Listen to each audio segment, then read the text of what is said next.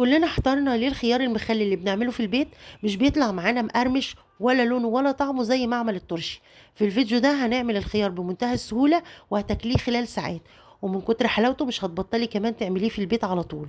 زي ما انت شايفة لونه تحفة وطعمه في منتهى الجمال وبمنتهى السهولة هتعمليه ومش هياخد منك وقت خالص. خليكي معايا في الفيديو ده، ولو أول مرة تشوفيني ما تنسيش تشتركي في القناة وتحطي لايك للفيديو.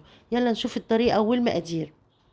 معانا هنا كيلو ونص من الخيار، انا هنا جايبه خيار كبير او خيار مكسر، يعني بيتباع كده عند الراجل في الاسواق، بيبقى كده حاطط شويه مكسرين كده على جنب، بيبقوا رخاص شويه. ده الكيلو ب5 جنيه. تقدري تستخدمي انت بقى اي نوع خيار تفضلي، عايزه تجيبي من النوع ده او تجيبي من اللي هو البلدي الصغير براحتك بقى. تمام كده. انا معايا هنا ملح صخري او ملح رشيدي. طبعا ده الملح ده يفضل ان احنا نستخدمه لما نكون هنعمل اي نوع من انواع المخللات.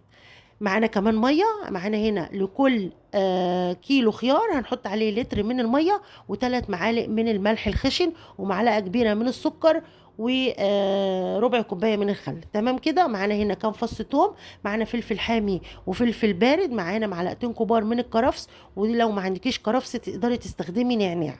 تمام كده. انا بوريكي الفلفل اللي انا استخدمته، ده فلفل رومي لونه احمر، وكمان فلفل لونه اخضر وفلفل حامي.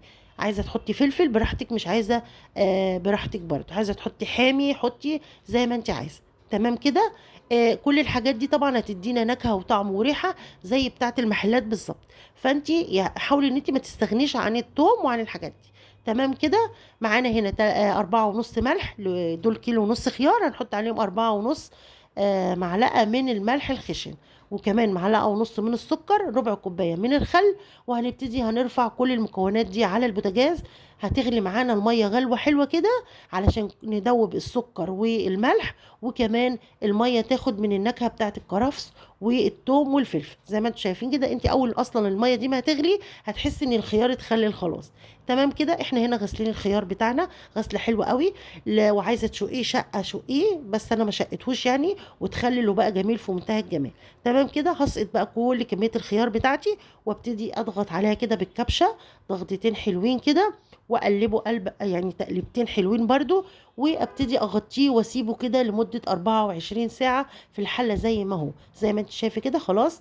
انا مش هحطه على البوتاجاز تاني ومش هحطه على النار تاني، خلاص كده انا غليت الميه وسقطت الخيار بتاعي، وهبتدي اضغط عليه كده وهغطي الحله واسيبه كده في نفس المكان ده لتاني يوم. يعني انت خليتيه الساعه 11، هتبتدي تفتحي عليه الساعه 11 تاني يوم.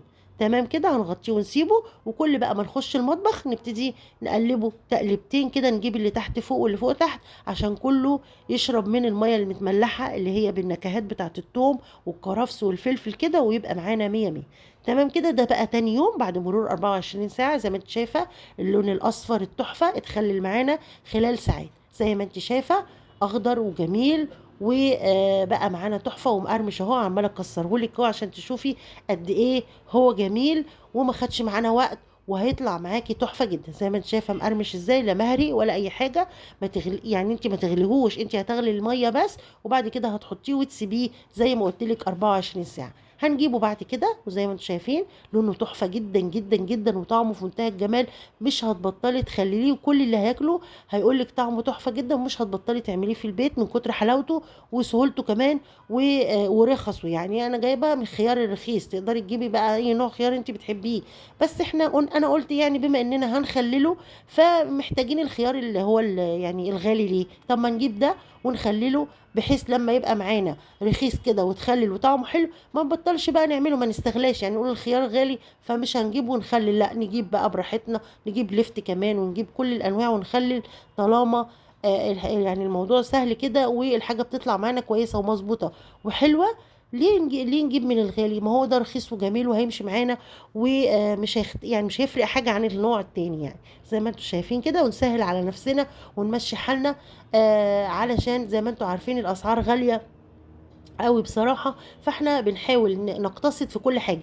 عايزين نعمل مخلل ونفسنا ناكل خيار، طب الخيار غالي، طب ما في انواع هو رخيصة نقدر نخللها وبعد كده هيتقطع ومش هيبان يعني اذا كان من الغالي ولا الرخيص زي ما انتم شايفين كده. وطبعا ده انا يعني براحتكم بقى تقدروا تشتروا النوع اللي انتوا عايزينه، لكن انا بقول لكم يعني لو هنحاول نقتصد ونعمل ترشي ويكون سهل وسعره حنين على ايدينا يعني زي ما انتم شايفين كده.